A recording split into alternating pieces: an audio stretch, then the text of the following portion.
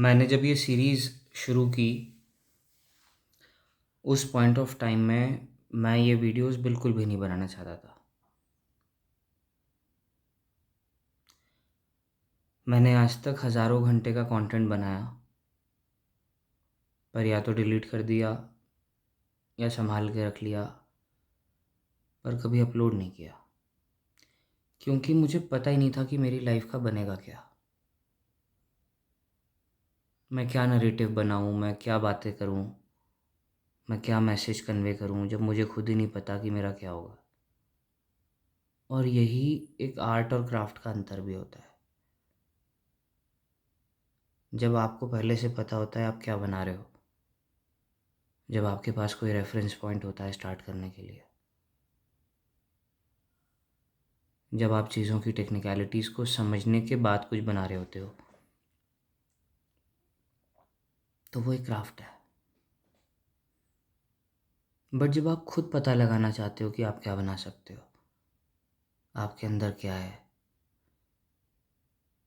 जब आप इंडस्ट्री के नॉर्म्स को मानने से मना कर देते हो, जब आप कुछ ऐसा क्रिएट करते हो जिसको फ्यूचर में कॉपी किया जा सकता है, बजाय जो पास्ट में क्रिएट हो गया उसे कॉपी करने के, तब एक परफॉर्मर या एंटरटेनर आर्टिस्ट बनता है। ऐसे नहीं होता कि मुझे तलहांजुम जैसा गाना है, मुझे रागा जैसा टेक्सचर चाहिए, टोन चाहिए, मैं ऐसे स्पिट करूँगा। कर ले, क्या लगेगा तू उसकी सेकंड कॉपी, थर्ड कॉपी।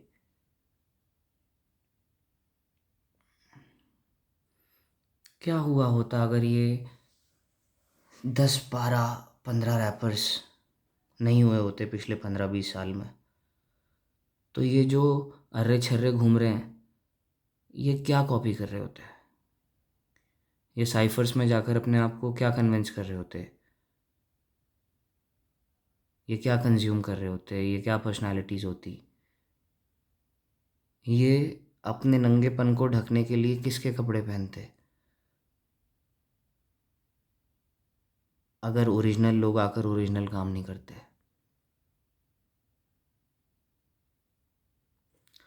जैसे मैं तलहांजुम को कितना भी क्रिटिसाइज़ कर लूँ,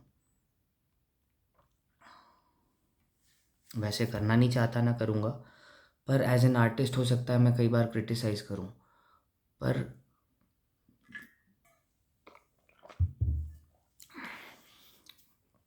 आज मैं म्यूज़िक वैसे बना ही नहीं रहा होता अगर तलहांजुम नहीं होता तो। मैं शायद आज भी वो डॉट्स कनेक्ट ही कर रहा होता जो मैंने गुमान सुनते साथ ही कनेक्ट कर लिए थे।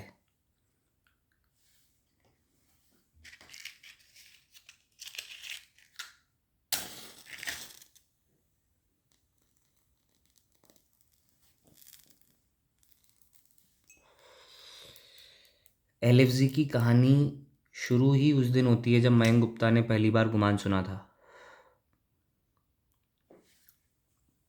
मैं हमेशा से कहता था कि हम म्यूज़िक फिट कर सकते हैं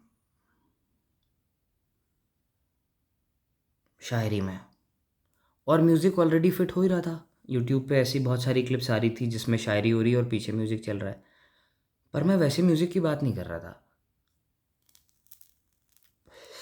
मैं तो वैसे म्यूज़िक की भी बात नहीं कर रहा जो मैं अभी करता हूँ।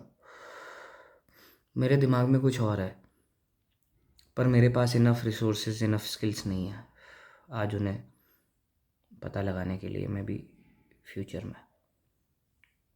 अगर मैं रहा तो, पर ये सब वीडियोस में क्या सोच कर बना रहा हूँ कि शायद यही देखकर किसी दिन मेरे पास कोई कॉल आए, या तो वो किसी लिटरेचर फेस्टिवल से हो, किसी ऐसी प्लेटफॉर्म से हो जहाँ पर मैं अपनी बातें कम्युनिकेट कर पाऊँ, या कोई ऐसा व्यक्ति हो जो बोले मैं समझ रहा हूँ तुम क्या करना चाहते हो, बताओ क्या करना है।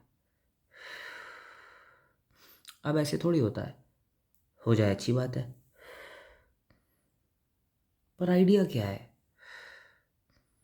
आइडिया कभी ये करना नहीं था, आइडिया था कि मैं कुछ अलग चीज़ करूँगा।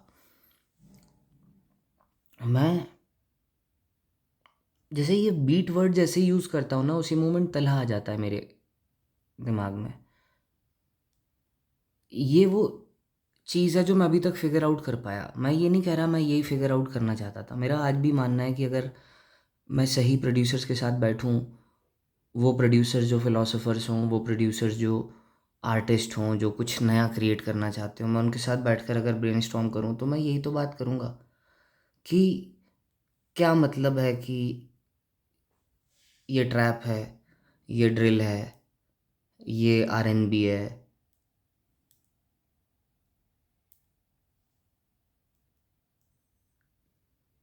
क्यों ऐसे 2000 और चीज़ें नहीं हैं?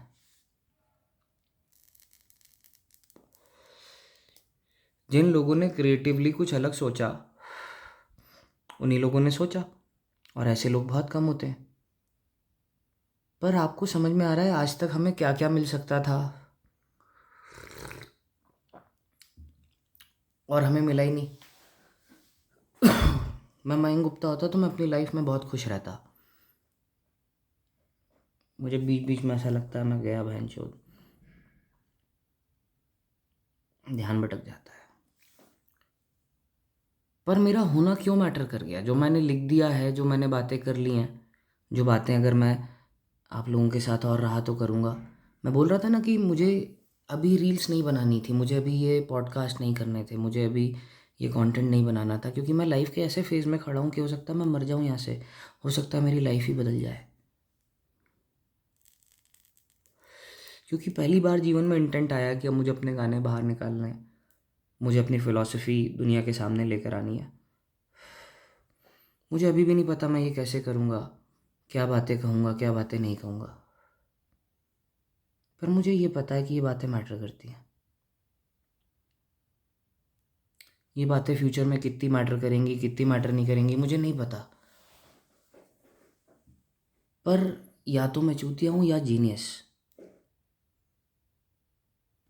या तो इतनी ही डॉट्स हैं जो हम कनेक्ट कर सकते हैं, तो ठीक है मैं चूतिया हूँ। या हम इतनी गहराई में जाकर काम कर सकते हैं। अभी भी प्रोड्यूसर्स के साथ मैं जब जब बैठता हूँ, मैं ये कह रहा हूँ इतना कुछ होता है एक्सप्लोर करने के लिए, but they don't even try. Maybe they are doing it just like a job, maybe वो मेरे सामने ऐसे हैं, I don't know. But what I have understood is लोग अपने मीडियम के साथ बैठकर घंटों प्रैक्टिस ही नहीं कर रहे हैं।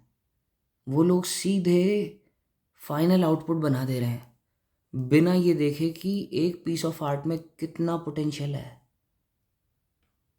वो हर चीज़ को ख़त्म करने पर जोर दे रहे हैं और ठीक से शुरू ही नहीं कर रहे। हमने इसे वॉल्यूम गेम बना रखा है। मैं भी वॉल्यूम खेल रहा हूँ, पर मेरे पास वो 300 सॉलिड गाने हैं, इसलिए मैं एक वॉल्यूम गेम खेल रहा हूँ। मैं मैं वो पर्टिकुलर चीज़ें बिल्ड करने के लिए ट्रायल एंड एरर कर रहा हूँ, ताकि उन्हें उस फीडबैक के आधार पर बिल्ड कर सकूँ जो मैं अपने आप को दे रहा हूँ। पर दुनिया नहीं कर रही है ऐसा। दुनिया वैलिडेशन बाहर से मांग रही है। हम कुछ भी ओरिजिनल क्रिएट करने से बच रहे हैं, और इसलिए हम सब मिलकर कॉपी कर रहे हैं, और वही चल रहा है जो अच्छा कॉपी हो रहा है। पर अगर हमारे जैसे आर्टिस्ट होना बंद हो जाएं, तो कोई भी चीज़ आगे कैसे बढ़ेगी? ठीक है ये कॉपी करने का ज़माना है, ठीक है आज तुम चीज़ें कॉपी कर रहे हो क्योंकि पास्ट में ओरिजिनल लोग कर कर गए थे, पर हमारे पास क्या ओरिजिनल है? हमारे पास क्या ऑथेंटिक है? हम आजकल के गाने सुनकर ये नहीं बता सकते एक बार में कि क्या ये सिंगर वही है। हम लिरिक्स सुनकर ये नहीं बता सकते कि क्या ये शायर है, ये लिरिसिस्ट है, ये कौन सा लिरिसिस्ट है। और कुछ अपवाद हैं, मैं भी मना नहीं कर रहा, और उसी के आधार पर मैं ये बात कर पा रहा हूँ, पर वो इंडिविजुअलिटी कहाँ मिसिंग है? पहले कैसे प्रोड्यूसर को या डायरेक्टर को पता होता था कि यार ये वाला गाना इससे गवाएंगे, ऐसे लिरिक्स लिखना है तो उसको लेकर आएंगे, म्यूज़िक वो बनाएगा। क्यों म्यूज़िक सुनते साथ ही मेरे पापा बता देते थे कि म्यूज़िक डायरेक्टर कौन है। और आज अगर बीट के नाम के साथ एसोसिएटेड ना हो ये बीट किसकी है तो पता ही नहीं चलता ये किसकी बीट है। और सब बेहतरीन है, मैं मना ही नहीं कर रहा, पर ये बेहतरीन कहीं से शुरू हुई हैं और नए बेहतरीन ही नहीं हो रहे। पिछले 5 सालों से मैं हिप हॉप मतलब डीएचएच के गानों को रेगुलर बेसिस पे कंज्यूम कर रहा हूँ, और 50-60 गाने ही ऐसे होंगे जो ओरिजिनल लगे और मुझे बाकी सब उन्हीं की कॉपी लगे समहाउ। जैसे इस दौरान मैं बता रहा हूँ कि कम से कम होंगे 50 गाने जो अलग थे एक दूसरे से। मैं आगे उस पर हो सकता है एक पूरी सीरीज़ भी बनाऊँ थोड़ी सी प्रिपरेशन करके। पर अगर हम ओरिजिनलिटी को नाम देने लग जाएं तो हम रियलाइज़ करेंगे कितनी चीज़ें कॉपी हैं। हम अगर हर फ्लो हर राइम स्कीम को नाम देने लग जाएं तो हमें पता चलेगा कितनी चीज़ें क्योंकि कुछ लोगों ने कर दी तो बाकी सब कर पा रहे। कोई आइडेंटिटी, कोई ब्रांड, कोई इंडिविजुअलिटी, कोई फिलॉसफी नहीं रह गई किसी चीज़ के पीछे। मैं आज तक ये नहीं समझ पाया कि अल्बर्ट कामुस जब लिटरेचर लिख रहे हैं तो फिलोसोफर कैसे हैं। फिर जब मुझे समझ में आया तो मुझे समझ में आया अच्छा फ़िलॉसफ़ी ऐसे कन्वे की जाती है, इसका मतलब है हर आर्ट के पीछे, हर लिटरेचर के पीछे एक फ़िलॉसफ़ी तो होती है। क्यों जब बात मैं एब्सर्डिज़म की करता हूँ तो बात काफ़्का की होने लगती है, क्यों काफ़्का की बात करता हूँ तो बुकॉस्की की बात बीच में आ जाती है, क्यों पशुआ की बातें होने लगती हैं, क्यों ये उन 10-15 लोगों के आसपास घूमती रहती है चीज़ें। और अगर नहीं होते ये 10-15 लोग तो मैं किससे इन्फ्लुएंस होता, और अगर सब इनसे इन्फ्लुएंस हो रहे होते तो क्या मैं इनसे इन्फ्लुएंस हो रहा होता, या मैं इनसे इन्फ्लुएंस इसलिए हो गया क्योंकि मैं था ऐसा। अगर मैं ऐसा था तो क्या मैं ये कहना चाह रहा हूँ कि वही 50 तरीके से पूरी दुनिया वैसी ही है। क्या अगर हर चीज़ को एक यूनिकनेस नाम दे दें तो फिर क्या 50 चीज़ें ही हैं दुनिया में, 100 चीज़ें ही हैं, 1000 चीज़ें ही हैं। हर व्यक्ति वो यूनिक आइडेंटिटी क्यों नहीं रख रहा। And I get the point, क्योंकि सर्वाइव करने की ज़रूरत है ना ऑल, एंड दैट्स व्हाट ऑब्जर्वेटिज्म इज़ अबाउट ना, कि आपकी पर्सनल लिमिटेशंस आपकी आर्ट में क्यों नहीं दिख रही। और यहाँ से पर्सनल लिमिटेशन से मेरा मतलब सिर्फ कम नहीं है, ज़्यादा भी है। वो ज़्यादा कहाँ है आपका, हर चीज़ बैलेंस क्यों है। अगर ये टाइमलाइन अगले 30-40-50 सालों के लिए है तो ठीक है, क्योंकि अब मैं कॉर्पोरेट ट्रेनर था, वो एक्सीलेंस सीख कर रहा था, सक्सेसफुल होना चाहता था, तो मैं वो सारी बातें तो समझता ही हूँ। पर क्या कोई नहीं है जो उन पैटर्न्स को ब्रेक करना चाहेगा। आज अगर मैं आपसे बात करूँ कि मैं एलविज़ी क्यों बना, अगर मैं आज पूरी जर्नी के ऊपर बात करने की कोशिश करूँ, मैं अक्सर भटक जाता हूँ, बात करते करते खो जाता हूँ कहीं, कुछ और ही बातें करने लगता हूँ करते करते। पर इसीलिए तो मैं वो शॉर्ट फॉर्म कंटेंट नहीं बनाना चाहता, because this is what I really want to do. इसी में से कोई शॉर्ट टर्म कंटेंट निकलेगा तो ठीक है, पर नहीं निकला तो कोई बात नहीं। बट आइडिया यहीं से निकल कर आता है बात का कि मेरे अंदर बचपन से कुछ इनसिक्योरिटीज़ थी। उस वजह से मुझे लाइफ में एक्सीलेंस चाहिए था, मैं कॉम्पिटिटिव था। मुझे बचपन से ऐसा लगा कि हर प्यार जो मुझे मिल रहा है वो कंडीशनल है, यानी मुझे प्यार तभी मिलेगा जब मैं कुछ अच्छा करूँगा। जैसे ही मैंने उन लोगों का वैलिडेशन सीख करना बंद कर दिया जो लोग मेरे लिए प्रोवाइड कर रहे थे, तो they stop supporting me at all. और उस वजह से मुझे रियलाइज़ हुआ कि जब तक मैं इनकी बात मानूंगा तब तक ही मैं सही हूँ, और फिर शायद मुझे यूँ लगने लग गया कि इनकी बात मानना ही सही है। उस वजह से बहुत सारी चीज़ें ख़राब हुई। फिर चीज़ें तब और ख़राब हुई जब मुझे दुनिया की वैलिडेशन में मज़ा आने लग गया। मैं वो हर चीज़ करने लग गया जिसको दुनिया या सोसाइटी सो कॉल्ड सक्सेस कहती है। मुझे लगा शायद मैं ये खूब अचीव कर लूँगा तो that will be enough for me. But उससे ना अंदर का खालीपन गया, ना ये अजीब सी फीलिंग गई, एक फीलिंग जो मुझे लगता है मेरी क्रिएटिविटी सप्रेस करने की वजह से आई मेरे अंदर। Today I really want to talk about कि व्हाट रियली मेड एलएफजी। इसको मेरी घटिया पेरेंटिंग कह लीजिए, इसको मेरा चाइल्डहुड ट्रॉमास कह लीजिए, इसको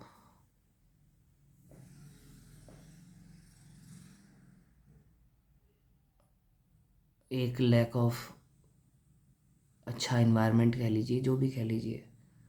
पर सिर्फ इससे मैं ये नहीं बन गया, ये तो बहुत सारे लोगों के साथ होता है, 90% लोगों के साथ होता है। पर मुझे लगता है मैं बचपन से बहुत सेंसिटिव था, बहुत क्रिएटिव था, बहुत आर्टिस्टिक नेचर का था। पर मैं कैसे घर में पैदा हुआ जहाँ पढ़ाई लिखाई नंबर लाना ये सब कुछ था। मुझे बचपन से मेरे नाना जी भी मिले जिन्होंने मुझे किताबें दी, जिन्होंने मुझे पढ़ना सिखाया, बैठना सिखाया एक जगह पर। मैं 8 9 10 साल की उम्र से बहुत कुछ पढ़ने लग गया था, बहुत कुछ सोचने लग गया था। तो एक तरफ तो बहुत एक्सेप्शनल परवरिश रही, पर वो बहुत लिमिटेड फेज़ के लिए होती थी, साल में गर्मियों की छुट्टी के दौरान। वो भी सिर्फ 10 12 साल तक हुई, फिर उसके बाद मैं नहीं जा पाया वहाँ। पर इसका नतीजा ये निकला कि एक तरफ तो मैंने बहुत कम उम्र से बहुत कुछ पढ़ना, सोचना, समझना सीख लिया था, और दूसरी तरफ मुझे कुछ भी सोचने समझने की फ्रीडम ही नहीं थी। मुझे हर चीज़ उनके हिसाब से करनी थी या फिर वो होती नहीं थी, और उस वजह से मैं हमेशा से अपनी क्रिएटिविटी सप्रेस करता चला गया। 16 साल की उम्र में मैंने घर छोड़ दिया, मैं जॉब करने लग गया, और मेरे अंदर एक गुस्सा था, एक चाहत थी कि मैं सबको गलत साबित करूं, और इस चक्कर में I really wanted to be as successful as possible. और मैं इसलिए और बेहतर और बेहतर और बेहतर होने में लग गया, और मैंने अपनी लाइफ के अगले 20 साल गंवा दिए इसी चीज़ में। अब मैं बेहतर तो हो गया, सक्सेसफुल तो हो गया, सारी चीज़ें हो गई, पर मैं इस दौरान जितनी क्रिएटिविटी सप्रेस करता चला गया। मैं बचपन से इतना क्रिएटिव था, मुझे ड्राइंग करनी थी, पेंटिंग करनी थी, पोइट्री करनी थी, मुझे गाना सीखना था, पर कुछ भी क्रिएटिव मैं कभी कर ही नहीं पाया, और उस चीज़ को मैं हमेशा अपने अंदर दबाता चला गया, और इस चीज़ ने मुझे अंदर से ख़राब कर दिया। अब मैं रात दिन क्रिएट करता हूँ। जब मैं शुरू शुरू में आया था तो इस चीज़ में तो मुझे ये लगा था कि एक भड़ास है, 4 5 साल लिख लूँगा तो निकल जाएगी। निकल ही नहीं रही बहनचोद।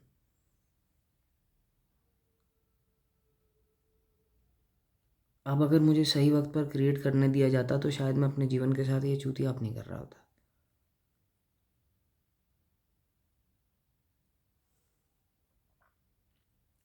अगर मुझे सही वक्त पर एक्सप्रेस करने का मौका मिला होता तो शायद मैं आज इस तरीके से एक्सप्रेस करने की कोशिश नहीं कर रहा होता, कि जाने मैं क्या कर रहा हूँ। बट पहली बार मैं मुझे लग रहा है ये अच्छा है।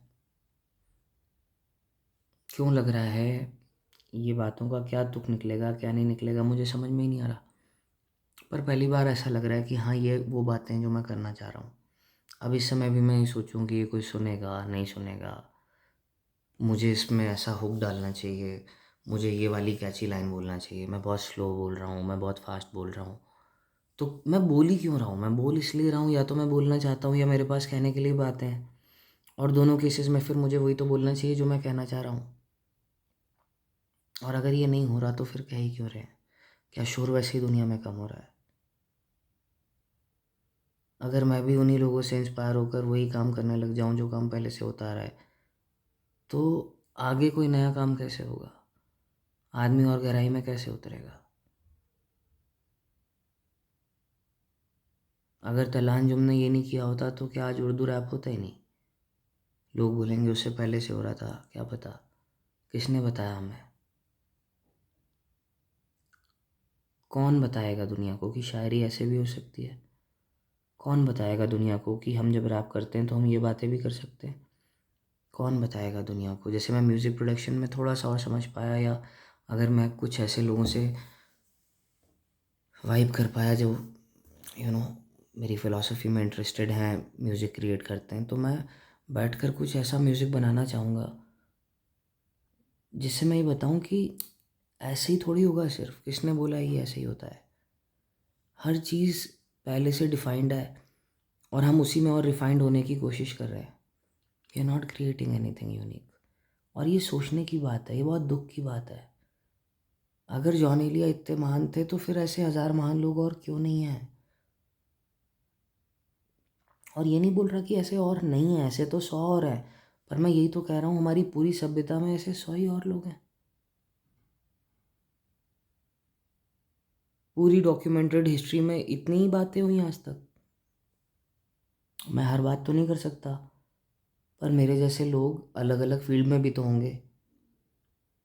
कोई साइंटिस्ट होगा, कोई रिसर्च कर रहा होगा, कोई पढ़ा रहा होगा, कोई एंटरप्रेन्योर होगा। क्रिएट करने का मतलब सिर्फ यही थोड़ी होता है जो मैं कर रहा हूँ। पर जब आप क्रिएट करते हो तो आप 24 घंटे क्रिएट करते हो, और या फिर आप क्रिएशन के बारे में सोचते हो। आप ऑब्सेस्ड होते हो अपने क्रिएशन से। और मुझे ऑब्सेस्ड लोग नहीं दिख रहे। I am seeing people obsessed with their career, I am seeing people obsessed with their branding, their persona, their social media, but I am not seeing anyone obsessed with their content. और मैं यही कह रहा हूँ, या तो वो लोग चुप के बैठे होंगे मेरी तरह, और या वो रेयर है। और ये दोनों केस ही दुख की बात है। अगर हम वैसे क्रिटिसाइज़ नहीं करते एज सोसाइटी, एज कल्चर, जैसे हम करते हैं, तो शायद मेरे जैसे लोग खुलकर सामने आ पाते। मुझे क्यों लगता है कि मेरी बात कभी समझी नहीं जाएगी, मेरी बात को लोग चूतियों जैसा समझेंगे? क्योंकि अभी तक मैंने ये बातें जब भी की हैं किसी से बैठकर, तो लोग अनकंफर्टेबल हुए हैं। और मैं डेलिबरेटली किसी को अनकंफर्टेबल महसूस नहीं कराना चाहता। मेरी तो फिलॉसफी ही कंपैशन, एम्पैथी और इन चीज़ों के बारे में। और इसीलिए तो मैं कह रहा हूँ कि अगर हम अपने हिसाब से क्रिएट करना चाहते हैं तो हमें वो क्रिटिसिज्म क्यों झेलनी पड़ती है? आपने ऐसी गालियाँ बकी हैं, आपने ये कहा है, वो कहा है। मैंने 1 मिनट मत सुनो।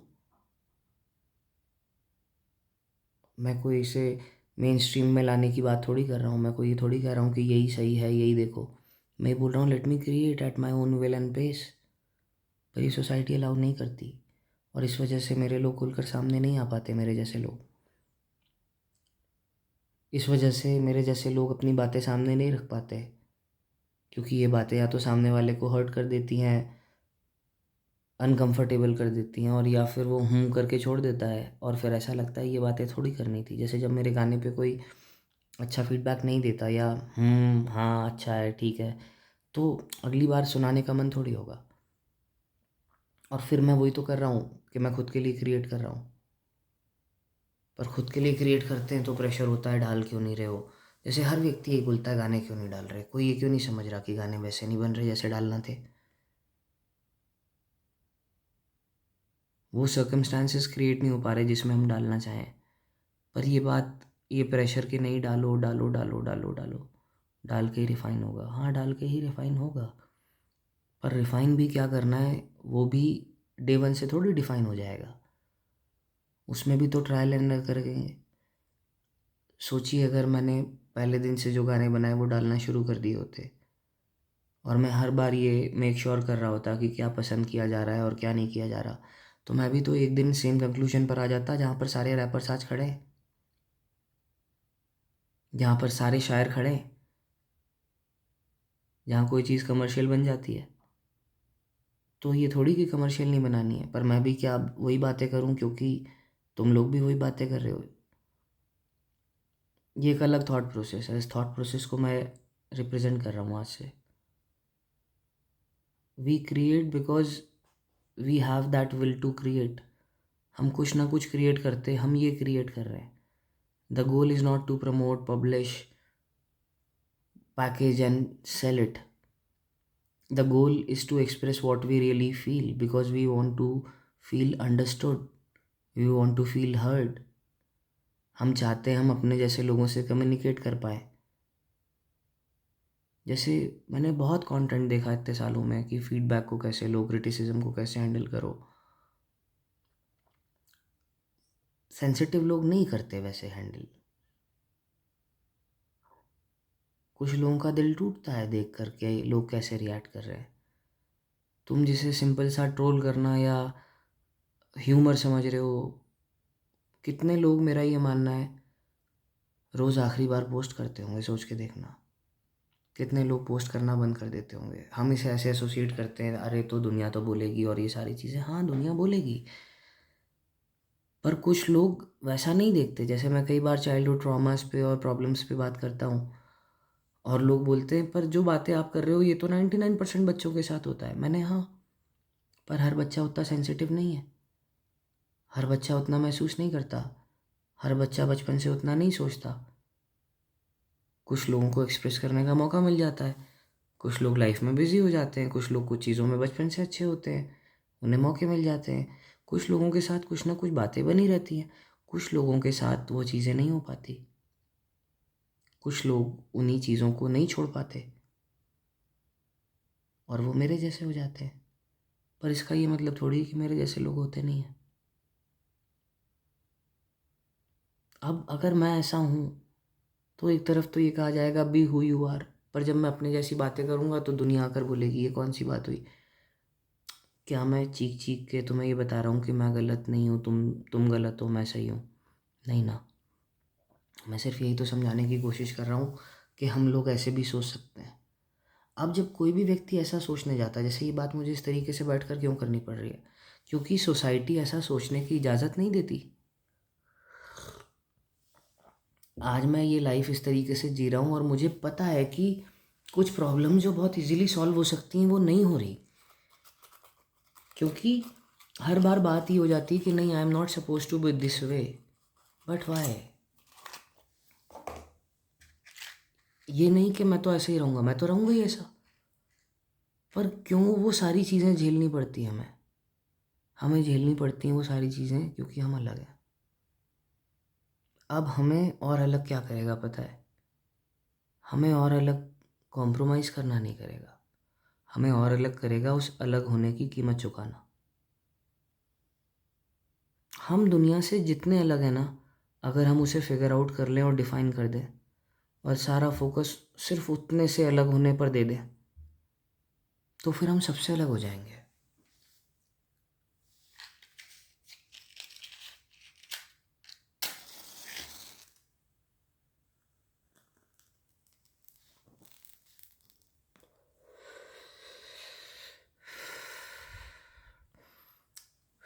मेरा एक स्टूडेंट था,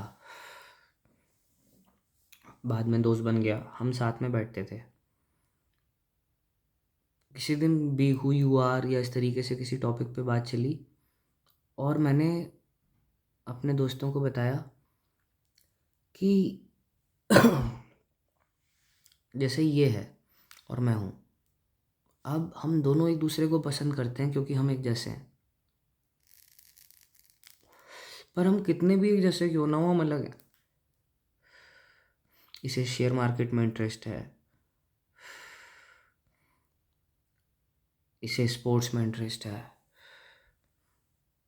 मुझे फ़िलॉसफी में इंटरेस्ट है, इसे मैथ्स पसंद है, मुझे इंग्लिश पसंद है, हिंदी पसंद है, उर्दू पसंद है, पोइट्री पसंद है। ये साइंटिफिकली सोचता है, मैं इमोशनली सोचता हूँ। मैं साइंटिफिकली कैपेबल हूँ सोचने के लिए, पर मैं नहीं सोचता। ये इमोशनली कैपेबल है सोचने के लिए, पर ये नहीं सोचता। और ये हम लोगों के डिफरेंस हैं, भले ही फिर हम एक जैसे हों। और जब मैं अपने इंडिविजुएशन के ऊपर काम कर रहा था, आई वॉज अंडरस्टैंडिंग कि मैं कैसे दुनिया से अलग हूँ और अलग हो जाऊँ। आई रियलाइज्ड हर व्यक्ति से जिसके जैसा था मैं, मेरे कुछ कुछ डिफरेंसेस थे छोटे छोटे। वो छोटे मोटे डिफरेंस अल्टीमेटली अगर कैटेगराइज करने जाऊँ तो आर्ट था, फिलॉसफी थी, लिटरेचर था, पोइट्री थी, रैप था। वो बहुत सारी चीज़ें थी, पर वो बहुत सारी चीज़ें नहीं थी। जैसे मैं बस सिगरेट नहीं पीने लग गया। मेरा जब पहला कंप्यूटर आया था, तो जब मैंने पहला फोल्डर बनाया था तो उसका टाइटल था ड्रिंक्स एंड सिगरेट्स। मैं बचपन से ही ऑब्सेस था शराब और सिगरेट्स को लेकर। मैं नहीं पीता था क्योंकि जानता था कि मैं उनके कॉन्सिक्वेंसेस भुगतने के लिए तैयार नहीं हूँ। मुझे लाइफ में कुछ और करना है, मैं लाइफ में कुछ बड़ा करना चाहता हूँ and blah blah blah. But जब मैंने 2016 में वो फ़ोल्डर बनाया, तो उस फ़ोल्डर में बाय डिफ़ॉल्ट जितने लोगों को मैंने ऐड किया वो सब सिगरेट पीते थे। वो या तो फिलोसोफर्स थे या पोएट्स थे या राइटर्स थे। उनमें से कोई जॉब नहीं करता था।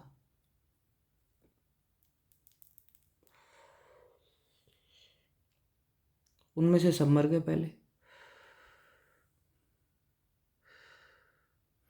और सबसे बड़ी बात, मैं जब लाइफ में सब अच्छा कर रहा था तो मुझे सबसे ज़्यादा नफ़रत और चिढ़ आती थी इन लोगों को देख के। क्योंकि मुझे ऐसा लगता था ये लोग वो ज़िंदगी जी रहे हैं जो मैं शायद एक दिन जीता, और फिर मैं बोलता था कभी अगले जन्म में ही सही। पर मुझे खुशी है इस बात की कि मैंने एक ही लाइफ में 2 जन्म जी लिया।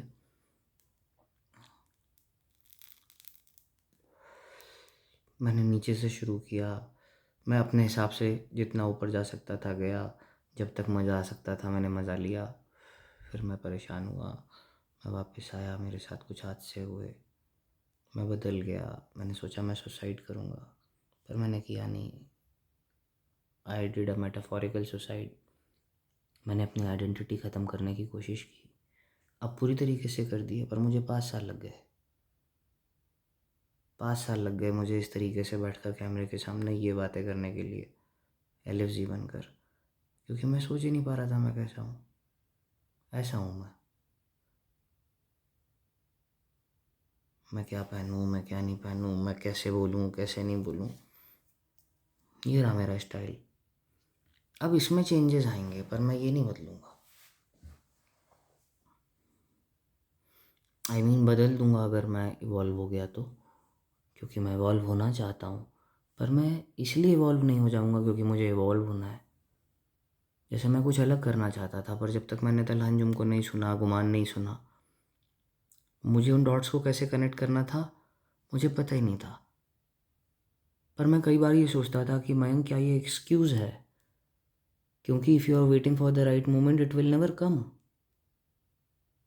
इट विल नेवर कम, मैं आपको भी बता रहा हूँ।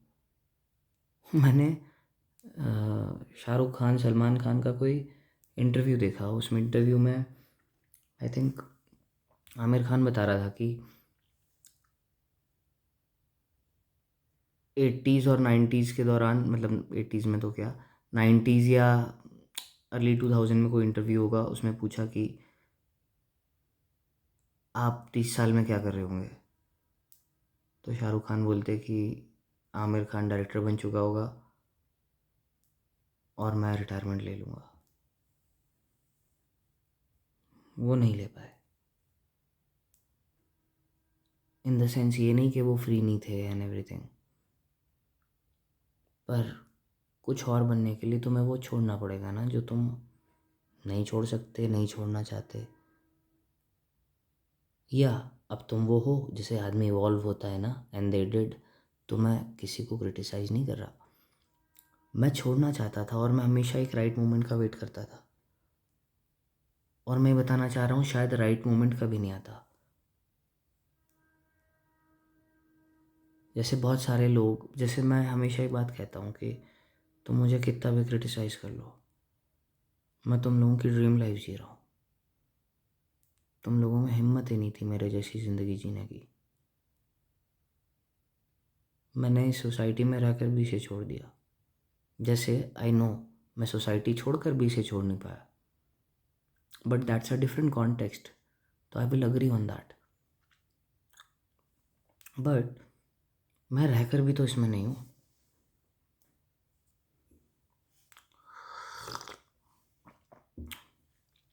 ऐसा नहीं है कि मैं नशा तब से करने लग गया जब से मैंने सिगरेट्स पीना चालू की। नशा तो मुझे बचपन से ही था। एक दिन वैलिडेशन को डोपामीन ने रिप्लेस कर दिया। मैक्सिमम लोग एक ही नशा करते रहते हैं। मुझे अब दुनिया से फ़र्क पड़ना बंद हो गया। जैसे मैं एब्सर्डिज़म समझा, पर फिर मैंने उसे जिया।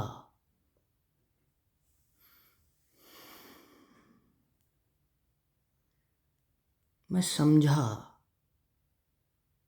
जैसे मैं इसलिए क्रिएट नहीं कर रहा, मुझे क्रिएट करना है। मैं मरा नहीं तो मैं क्रिएट कर रहा हूँ। तो मुझे मत बताओ कि कॉन्सिक्वेंसेस मौत होगी। किसी आर्टिस्ट को मत बताओ कि कॉन्सिक्वेंसेस गरीबी होगी, तकलीफ़ होगा, समस्या होगी। उससे पूछो कि क्या तुम ये सब फेस करने के लिए रेडी हो। अगर उसे नहीं पता है तो उसे बताओ। पर अगर एक ट्रू ऑथेंटिक आर्ट क्रिएट करने के लिए ये कीमत चुकानी पड़ जाए तो इसमें क्या बुराई है? After all this is meaningless. हम सब वैसे भी अपनी अपनी सीमाओं में बंद हैं। हम कोई बहुत एब्सोल्यूट सही तो कर नहीं रहे। I believe as humanity we are not even capable of it. हम जो भी करने जाएंगे उससे किसी ना किसी को तो तकलीफ़ होगी। एक आर्टिस्ट वो होता है जो तकलीफ़ खुद को देता है, पर क्रिएट दूसरों के लिए करता है। जैसे ये नहीं कि वो दूसरों के लिए क्रिएट करता है, वो करता खुद के लिए है, बट अल्टीमेटली वो छोड़ के दूसरों के लिए जाता है। जैसे क्रिएट करके मैंने बहुत सारी चीज़ें डिस्ट्रॉय कर दी, क्योंकि मेरे में या तो हिम्मत नहीं थी उसे सामने लाने की, या मुझे लगा नहीं ये बहुत एक्सट्रीम हो रहा है, society will not be ready for that, और या फिर मैं ले आया। पर आज मुझे हर उस चीज़ पे प्राउड है जो मैं ले आया। और मुझे कई बार लगता है मैंने बहुत सारी ऐसी चीज़ें रिजेक्ट कर दी जो मुझे नहीं करना थी। और मैं आपसे भी यही कहना चाहता हूँ कि आपका 99% काम तो वैसे भी रिजेक्ट हो जाना चाहिए, पर वो जो बचा हुआ 1% काम है ना, जैसे मैं बता नहीं सकता। मैं कई बार किसी नॉन व्यक्ति को जब अपने गाने सुनाता हूँ तो मैं कितना अनकंफर्टेबल महसूस करता हूँ, क्योंकि मुझे बाद में फ़ील होता है यार ये बातें इसको नहीं सुनानी थी, ये अच्छी बातें नहीं है। एंड देन आई रियलाइज ओ मयंक क्या लिख दिया तूने, वाह। मतलब you were so honest, you were so brutal. जैसे तुमने सिर्फ लिख तो दिया नहीं, यू मेंट इट। भले ही तुम उसे जस्टिफाई करना चाहो या ना करना चाहो, भले ही तुम उसे फर्दर एक्सप्लेन करना चाहो, ब्रेक डाउन करना चाहो या ना करना चाहो, बट अगर तुमने सच लिखा है और तुमने वो लिख दिया जो तुम चाहते थे उसे पता ना चले, क्या है और आर्ट? यही तो वो बातें हैं जो तुम जैसे लोग करना चाहते थे, पर तुम में हिम्मत ही नहीं थी, और वो तुमने सुन ली तो तुम्हें जैसे दिक्कत क्यों हो गई तुम्हें उसे सुनाने में वो गाना, वो कहने में उससे बात, क्योंकि तुम्हें पता है, will be uncomfortable when you share things like this. और यहीं से कहीं ना कहीं मेरे अंदर वो फर्दर कंपास बन पाया कि मैं अपनी आर्ट को किस डायरेक्शन में, किस एंगल में लेकर जाऊंगा। जैसे इट्स नॉट अबाउट कि वो आर्ट कितनी अनकंफर्टेबल है या वो कितनी डिफ़िकल्ट टू कंज्यूम है। हाँ, it was created that way, it was created not to sound in that way, तभी वो उस तरीके से साउंड नहीं कर रही। ये ऐसा नहीं है कि ये लैक ऑफ स्किल है, क्योंकि मुझे पता है वैसी साउंड तो फिर निकल ही रही है। जैसे मैं भी अपने पुराने गाने सुन रहा था एंड आई वाज लाइक भले ही ये ख़राब साउंड कर रहे हैं मयंक, पर बता ऐसा दुनिया में और क्या सुन लिया तूने। And I was so fascinated with that thought. आने वाले कुछ समय में कोशिश भी करूँगा मैं अपने कुछ पुराने गाने रिलीज़ करूँ, ये बताने के लिए कि देखो एकदम ओरिजिनल साउंड कैसी होती है। But the concrete idea behind what ever I am saying is कि अगर मैंने वो क्रिएट ही नहीं किया होता तो कैसे पता चलता कि एक साउंड ये भी है। कैसे, जैसे आज एक पिक्चर आ रही है और उसमें पहली बार एक रैप सॉन्ग उस तरीके से आ रहा है कि वो एक टाइटल सॉन्ग है, वो मूवी की थीम स्टैब्लिश कर रहा है। ये कैसे होता अगर कुछ लोगों ने रैप नहीं किया होता? ऐसे ही तो कुछ और पिक्चरों में होने लगेगा, फिर साल में 10 पिक्चरों में होगा, और ऐसे ही एक चीज़ मेन स्ट्रीम बन जाएगी एक दिन। तभी तो आज से 10 साल बाद, 20 साल बाद रैप सबसे पॉपुलर चीज़ होगी, डीएचएस सबसे आगे होगा। क्योंकि ये आदमी को वो क्रिएटिव फ्रीडम देता है। आप मानिए ना मानिए, मैं 2025 में भी अर्ली मूवर हूँ रैप में। मैं पहला नॉन रैपर हूँ या हिप हॉप से बिलोंग ना करने वाला व्यक्ति है जो फुल टाइम इस तरीके से सब कुछ छोड़कर रैप कर रहा है। और मेरा गोल भी यही है कि मैं नॉन लिसनर्स को रैप में लेकर आऊँ। सबसे पहला गोल है कि मैं शायरों को बताऊँ कि शायरी कैसे की जाती है, शायरी में नया अदाएँ कैसे डाली जाती है, असली जिद्दत कहाँ से आएगी। तुमने मीडियम के साथ एक्सपेरिमेंट ही नहीं किया और तुम जिद्दत की बात करते हो। तुम लफ्ज़ों में कितनी जिद्दत ले आओगे, उतनी ना जितनी तहज़ीब हाफिज़ ले आया। अब क्या करोगे इसके आगे?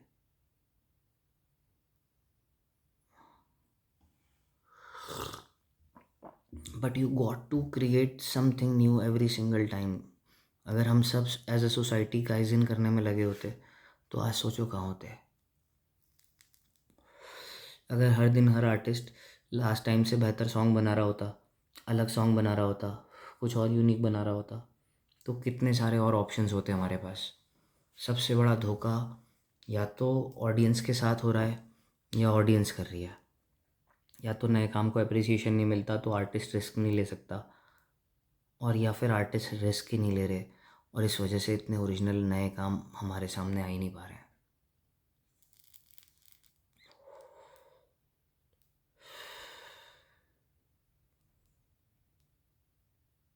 मैं चाहता हूँ में से हर व्यक्ति कट जाए इस दुनिया से कुछ समय के लिए, कुछ ऐसा क्रिएट करने लग जाए जिसके लिए वो किसी से फीडबैक नहीं लेता, कुछ ऐसा जिसके लिए वो ऑब्सेस्ड है। वो मेरे कहने पर ऐसा नहीं कर रहा है, वो इसलिए कर रहा है क्योंकि वो ऐसा करना चाहता था।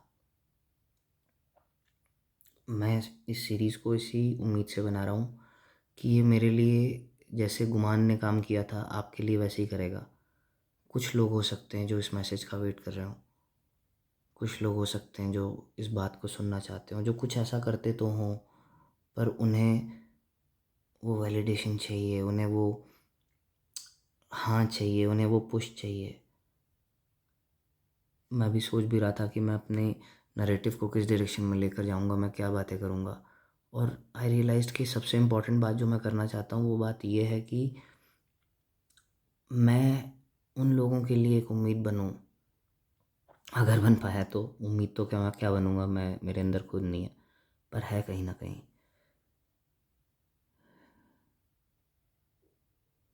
मैं चाहता हूँ कि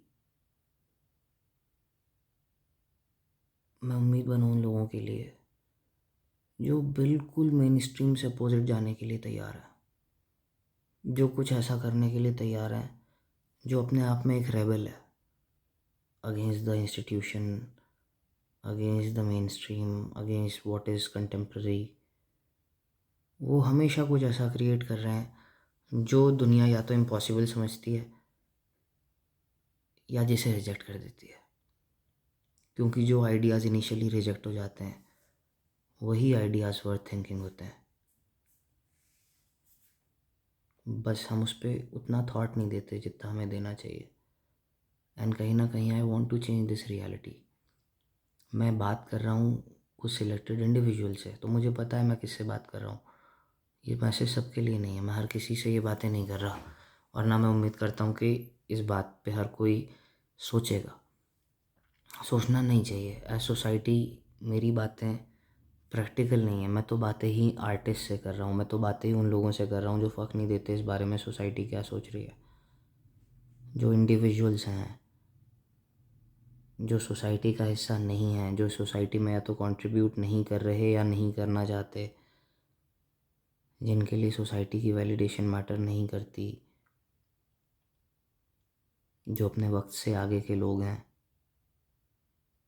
मैं चाहता हूँ हम लोग इस बात को समझें कि हमें लाइफ में कुछ ऐसा करना है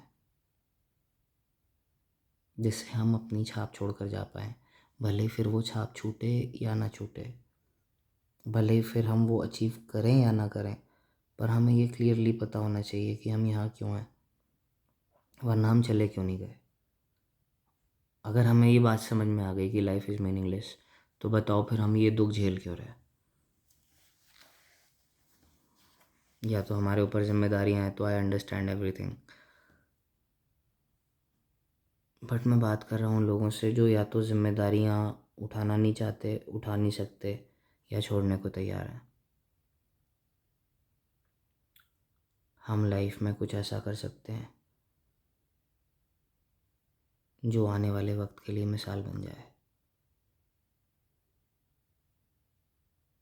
हम अगर आज रेलेवेंट नहीं हो सकते तो हम आज से 50 साल बाद, 100 साल बाद रेलेवेंट हो जाएं।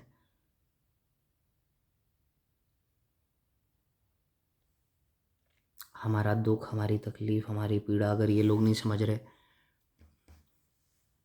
तो अगर मैं इस टाइम का बाउंडेशन हटा दूं, यानी अगर ये बातें 100 साल, 50 साल के अंतराल से भी हों, या तब तक भी धीरे धीरे होती रहें, तो ये एक दिन मूवमेंट नहीं बन सकती क्या? हम में से हर व्यक्ति के पास कहने के लिए कुछ तो ऐसा होगा जो उसका सत्य है, पर सत्य कितने भी यूनिक हो, वो कहीं ना कहीं वेगली जाकर हर किसी से मैच हो जाते हैं। हर किसी से हर सत्य मैच नहीं होता, पर कुछ तो होते हैं। तभी आर्केटाइप्स बने, तभी कार्ल जंग की थ्योरीज का फाउंडेशन है। हमारी जितनी तकलीफ़ें हैं, अगर वो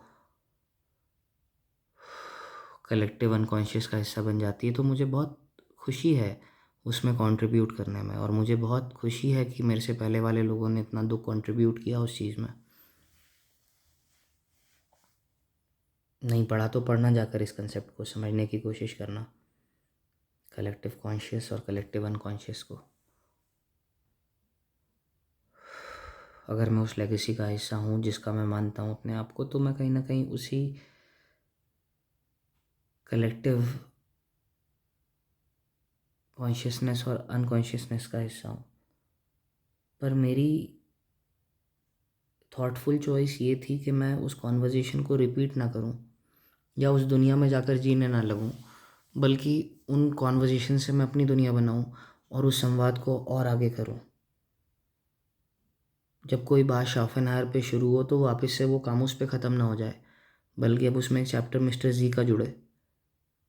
अब अगर बात एब्सर्डिज्म की हो रही है, तो कोई ऑब्जर्विडिज्म का भी जिक्र करे और बताए कि नहीं, सबसे बड़ा विद्रोह खुश कल्पना में नहीं है, प्रामाणिक जीवन जीने में है। अपने फेलियर्स, अपनी लिमिटेशंस और अपनी सीमाओं को एक्सेप्ट करने में, वो करने में जो हम सही में करना चाहते हैं, जिससे हमें आत्मस्वीकृति मिलती है। क्योंकि पेपर पे जो लिबरेशन की फ़िलॉसफी है, वो अप्लाई नहीं होती ज़िंदगी में। वो प्रैक्टिकल फ़िलॉसफीज़ नहीं है, वो क्लासिकल फ़िलॉसफीज़ हैं। ऑब्जर्विटिज़म अपने तरीके की पहली फ़िलॉसफी है। ये पहली वेस्टर्न फ़िलॉसफी है जो ईस्ट में हुई है। मतलब वेस्टर्न फ़िलॉसफी नहीं है ये क्योंकि ईस्ट में हुई है, पर this is influenced by west, not east, क्योंकि मैं वहाँ पर नहीं घुसना चाहता था। मैं इन लोगों को डिसएग्री और डिसप्रूव और ये सारी चीज़ें तो कर सकता हूँ, पर इन सब का कोई सेंस नहीं है। यहाँ पर लोग इमोशनली जुड़े हुए हैं। तो मैंने कभी हिंदुज़म, बुद्धिज़्म, इस्लाम, इन सब चीज़ों पर कमेंट नहीं किया, क्योंकि कंपैशन की फ़िलॉसफी है। अगर आपको कभी भी लगे मेरे रैप सॉन्ग्स में भी कि मैं किसी रिलीजन का मजाक उड़ा रहा हूँ या कुछ, नहीं, कभी भी नहीं। मैंने देखा है कुछ लोग इससे कितना अफेक्ट होते हैं, and I don't want to go there. जैसे मैंने स्टार्ट किया था, आई वाज कट्टर atheist and everything, but then I realise इन बातों का कोई सेंस नहीं है। अगर एंड में कुछ मैटर नहीं कर रहा, तो अगर ये लोग रिलीजन में बिलीव कर रहे हैं, तो वो भी मैटर नहीं कर रहा। सबके अपने अपने नशे हैं। मैं ये कर रहा हूँ, वो ये कर रहे हैं, बट उनका फेथ एसोसिएटेड है, मेरा फेथ एसोसिएटेड नहीं है। तो तुम मेरी बुराई कर सकते हो, मुझे उतना बुरा नहीं लगेगा, पर मैं कुछ लोगों से कुछ नहीं कह सकता। तर्क करते करते मुझे ये भी समझ में आया किन लोगों से तर्क करना है और किन लोगों से नहीं करना। तो मेरी फ़िलॉसफ़ी हर फ़िलॉसफ़ी को काट सकती है, पर वो कभी मेरी फ़िलॉसफ़ी का ना गोल था, ना है, ना आगे कभी रहेगा। पर इसका ये मतलब नहीं है कि मैंने जो अपने पर्सनल ऑब्जर्वेशंस ऑब्जर्विटिज़म में शेयर किए हैं, वो मैं नहीं करूँगा। ऑब्जर्विटिज़म का जीता जागता प्रमाण एलिप्जी की दुनिया, ये पहला साहित्य है जो मेरी फ़िलॉसफ़ी ऑब्जर्विटिज़म के ऊपर बेस्ड है। और मैं मान के चलता हूँ कि मेरा बेस्ट केस सिनेरियो ये होगा कि बहुत सारे आर्टिस्ट जब अपनी दुनिया बनाएंगे, तो उसकी जो एक बेस होगी वो ऑब्जर्विटिज़म होगी। ये मेरा सबसे एम्बिशियस थॉट है। मैं एक फ़िलासफ़र इसलिए बना क्योंकि मैं ये मानता था दुनिया में सबसे मुश्किल चीज़ है एक फ़िलासफ़ी देना। उसमें आपको मेटाफिज़िक्स भी डिफ़ाइन करनी है, कॉस्मोलॉजी भी डिफ़ाइन करनी है, एपिस्टेमोलॉजी भी डिफ़ाइन करनी है। उसमें आपको दुनिया क्यों बनी, कहाँ से आई से लेकर क्या सही है, क्या गलत है, मोरालिटी, क्या विज़न है, क्या स्कोप है फ़िलॉसफ़ी का, यानी 10,000 बातें करनी है। अगर मैंने अपनी ज़िंदगी इस तरीके से नहीं जी होती, मैं इतना पागल नहीं होता एक आइडिया को लेकर, एक थॉट को लेकर, तो शायद मैं अपने आप को एक फ़िलॉसफ़र नहीं कह पाता। मैं किसी और की ज़िंदगी जी रहा होता, जैसे मैंने बहुत सालों तक कामोश सातरे की ज़िंदगी जी। पर मुझे नफ़रत होती थी अपने आप से, क्योंकि मैं अपने आप को एग्जिस्टेंशलिस्ट या एब्सर्डिस्ट नहीं बुला सकता था, क्योंकि मैं उसमें पूरा बिलीव नहीं करता था। I use to disagree with that. तो मुझे 90% वो सारी चीज़ें सही लगती थी, पर मैं उनके कंक्लूजन से डिसएग्री करता था। आई वॉज लाइक नहीं, अगर ये बातें सच हैं तो ये कंक्लूजन्स नहीं हो सकते। पर मैं उसे आर्टिकुलेट नहीं कर पा रहा था, मैं उसे डिफ़ाइन नहीं कर पा रहा था, मैं अपनी बातें नहीं रख पा रहा था। और वो एक टाइम पर मेरा सबसे बड़ा एक क्रिएटिव कॉन्ट्रडिक्शन बन गया मेरी लाइफ का, या मेरे दिमाग में चौबीसों घंटे वो चीज़ रहने लग गई कि यार ये चीज़ें मैं कर क्यों नहीं रहा। और जब वो चीज़ें ऐसी हो गई तो मैं ऐसा हो गया। बट इसका मतलब ये था कि अब मैंने सिर्फ वही बातें की जो मैं करना चाहता था। मैं कॉर्पोरेट ट्रेनिंग में भी सबसे ज़्यादा दुखी इसी बात पर था कि मैं कब तक दूसरों की बातें करूँगा। मैं इनमें से कुछ बातों से एग्री करता हूँ, कुछ बातों से एग्री नहीं करता, पर मुझे ये सारी बातें ऐसे करनी है जैसे ये सच है। क्यों हर किसी को वही करना है जो तुमने एक किताब में लिख दिया। तुम उसकी ज़िंदगी नहीं जी रहे, तुम्हें उसके लिमिटेशंस नहीं पता, तुम्हें उसके चैलेंजेस नहीं पता, वो दुनिया को कैसा देखता है तुम्हें नहीं पता। हर व्यक्ति के अनुभव विशिष्ट और परिवर्तनीय होते हैं, यूनिक होते हैं, चेंजेबल होते हैं। तो इसका मतलब ये भी हुआ ना कि हर व्यक्ति के मूल्य अलग होंगे, हर व्यक्ति दुनिया को अलग तरीके से देखेगा। तुम्हारे मूल्य सब पर एक जैसे अप्लाई नहीं हो सकते, तुम्हारी रियलिटी सबकी रियलिटी नहीं हो सकती, तुम्हारे परसेप्शन में हर व्यक्ति बिलीव नहीं कर सकता। और फिर डिसएग्री करने की छूट नहीं है, क्योंकि एक लेवल पर इमोशनल लिमिटेशंस आ जाती है, ह्यूमन लिमिटेशंस आ जाती हैं, जहाँ सामने वाले को बुरा लगता है और आप नहीं चाहते। दूसरा, स्किल की लिमिटेशंस आ जाती हैं कि आप अपनी बातें नहीं रख पाते, आप समझा नहीं पाते, आपकी बात भले ही सही हो पर आप नहीं हो superior in terms of explaining it और डिफेंडिंग योर पॉइंट। मैंने वो सारे लिमिटेशंस तो ख़त्म कर दिए।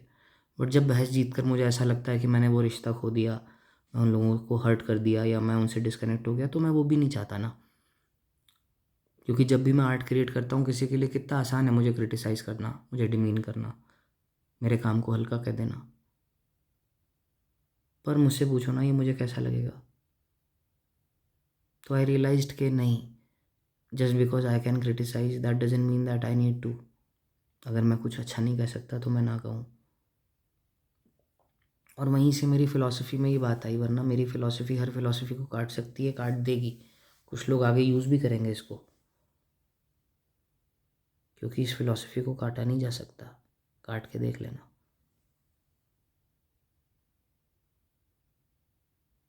तुम वो बातें ले आओगे जो हैं ही नहीं, तो फिर मैं क्या करूँगा, चुप हो जाऊँगा। पर logically you can not disagree with me, क्योंकि जो इस बातों से डिसएग्री किया जा सकता था मैंने खुद ही कर लिया। तो मेरी फ़िलॉसफ़ी इवॉल्विंग भी होगी। अगर आपको लगता है कोई ऐसी बात है तो मैं उन बातों में चेंजेस भी करूँगा, पर मेरी बात दुनिया की सबसे प्रैक्टिकल बात है। मेरी फ़िलॉसफ़ी दुनिया की सबसे ह्यूमेन और सबसे प्रैक्टिकल फ़िलॉसफ़ी है। और इसीलिए ये आज नहीं तो कल दुनिया की सबसे रेलेवेंट फ़िलॉसफ़ी बनेगी। ये बात मैं आज कह रहा हूँ।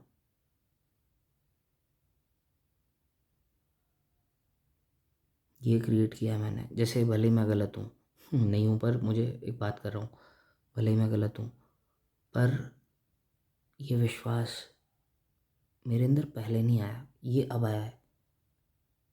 पर वो विश्वास मुझे मेरे अंदर था, तो ये चीज़ मैं आज कह पा रहा हूँ। आज मैं ये बातें इसलिए रख पा रहा हूँ। आज मैं इसलिए चाहता हूँ कि मैं लोगों तक जाऊँ और जो मेरे पास बातें हैं वो मैं लोगों से कहूँ। पर ये मैं इसलिए कर पा रहा हूँ क्योंकि मेरे पास सोचने के लिए नए पॉइंट ऑफ व्यूज़ हैं। जैसे मैं ये नहीं कह रहा कि मेरी हर बात एकदम अलग होगी, अलग कैसे होगी।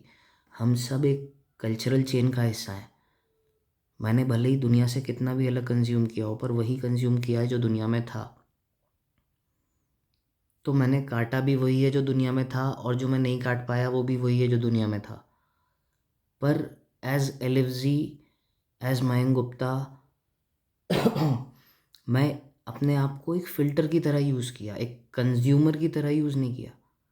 मैंने हर उस बात में हाँ में हाँ नहीं मिला दी जो मेन स्ट्रीम थी। मैंने हर चीज़ पे सवाल पूछे। मैं बोलता हूँ वाई की फ़िलॉसफ़ी का नाम ऑब्ज़र्विटिज़म है। अगर कोई पूछे ऑब्ज़र्विटिज़म क्या है, तो बोलो वाई की फ़िलॉसफ़ी है। क्योंकि मैंने हर चीज़ पे सवाल पूछा है, और हर चीज़ को मैंने उस लेवल पर लेकर आया हूँ जब तक वो और फर्दर काटी नहीं जा सकती थी। एग्जिस्टेंशलिज्म, निहिलिज्म और एब्सर्डिज्म से भी नीचे गया मैं और बेस लाइन पर जाकर उन बातों को निकाल कर लाया हूँ। मैंने जो केस स्टडीज़ बनाई हैं, मैंने जो रियल एग्जांपल्स बनाए हैं, वो बातें मुझे ये कॉन्फिडेंस दे रहे हैं कि मैं इन बातों को इस तरीके से सबके सामने रख सकूं। तो वो संवाद मुझे करना है, मुझे वो बातें बनानी थी। अब ऐसा नहीं कह रहा कि ये सब मुझे डे वन पर पता था, पर अगर मैं पूरी तरीके से ऑल इन नहीं होता तो ये चीज़ें मैं कैसे कर पाता। आप भी जो करने की कोशिश में लगे हुए हो, अगर वो आपके लिए इतना ही मीनिंगफुल है, तो आपको क्या लग रहा है इसमें कोई और आपकी हेल्प क्यों करेगा। जैसे मैं, सबसे बड़ा जो मेरा दुख है वो क्या है, मेरे से जुड़ा हर व्यक्ति चाहता है कि मयंक गुप्ता जाकर कॉर्पोरेट ट्रेनिंग्स करे, पैसा कमाए, लाइफ अच्छी करे, घर वालों का ध्यान रखे, ब्ला ब्ला ब्ला। पर मेरे अलावा कोई नहीं चाहता है लफ्ज़ी गाने लिखे। मुझे दुनिया का सारा वैलिडेशन मिल जाएगा अगर मैं अगले 2 महीने के लिए वो करने लगूँ जो दुनिया चाहती है, क्योंकि मैंने 20 साल ये किया और मुझे वो वैलिडेशन मिला। पर जब मेरा ट्रुथ दुनिया के ट्रुथ से अलग है, तो मैं क्यों कॉम्प्रोमाइज़ेस करने पे लगा हूँ। मैं क्यों ये मान के चलूँ कि मैं अपने आप को हैप्पी इमेजिन करूँगा। सिसिफस हैप्पी क्यों रहेगा, मैं कामुस से पूछना चाहता था, वो है नहीं आज। सिसिफस हैप्पी क्यों इमेजिन करूँ, ये तुमने क्यों नहीं सोचा कि सिसिफस उस पत्थर के ऊपर बैठकर बोल देगा कि मैं नहीं लड़का रहा इसको इधर से उधर, मैं चूतिया नहीं हूँ।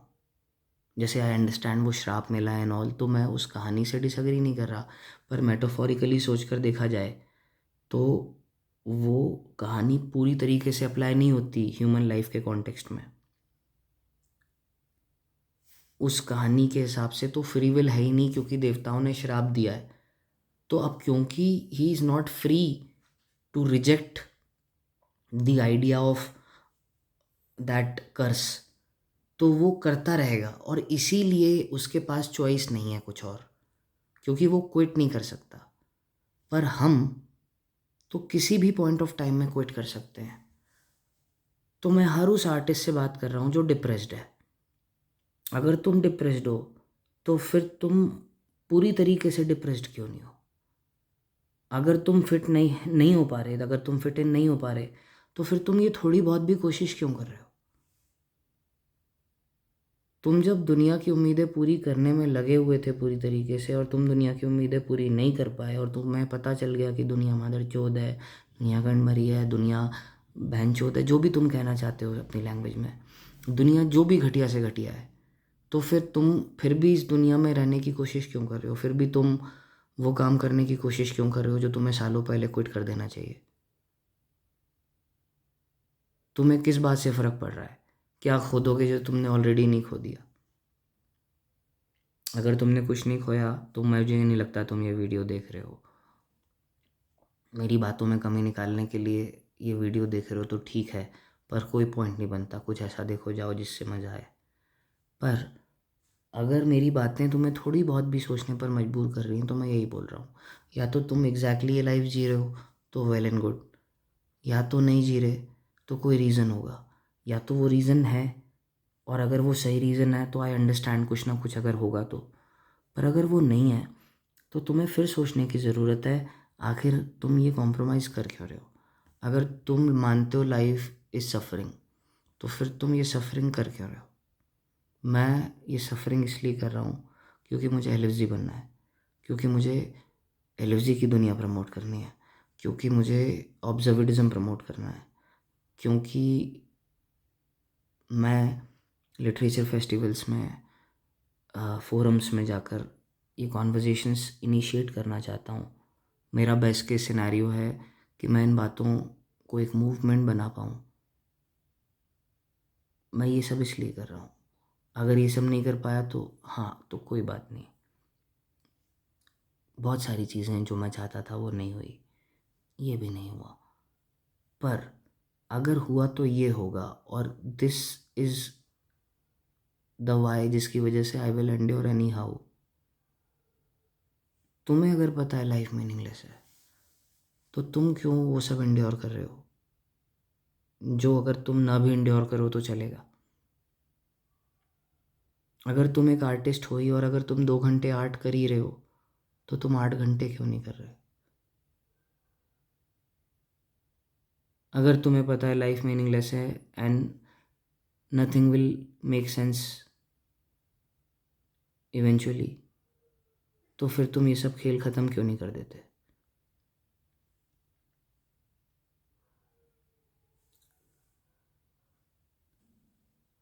या तो तुम एक आर्टिस्ट नहीं हो तो अपने आप से ये झूठ बोलना बंद कर दो, और या फिर अगर तुम एक आर्टिस्ट हो तो तुम दुनिया के लिए क्यों क्रिएट कर रहे हो। तुम दुनिया के हिसाब से शेड्यूल बनाकर क्यों क्रिएट कर रहे हो। तुम वो क्यों नहीं कर रहे जो तुम एक्चुअली में करना चाहते हो। तुम किसका अप्रूवल मांग रहे हो, तुम किस दिन का इंतज़ार कर रहे हो, तुम्हें किसका सपोर्ट चाहिए। नहीं मिलेगा। अगर तुम दुनिया से झूठ बोलते बोलते तंग आ चुके हो, जस्टिफाई करते करते तंग आ चुके हो, तो क्यों फर्दर उसी लूप में और फंसते जा रहे हो। अगर तुम्हारे अंदर विल टू लिव है तो जाओ खुश रहो, पर अगर तुम्हारे अंदर विल टू डाई है तो तुम मरे क्यों नहीं। विल टू क्रिएट है तो तुम क्रिएट क्यों नहीं कर रहे। विल टू पावर है तो तुम्हारी पावर और एक्सीलेंस कहाँ है। जाओ वो हासिल करो जो तुम करना चाहते थे, लेकिन ध्यान रहे जो तुम हासिल करना चाहते हो वो तुम्हारे अंदर है, बाहर नहीं।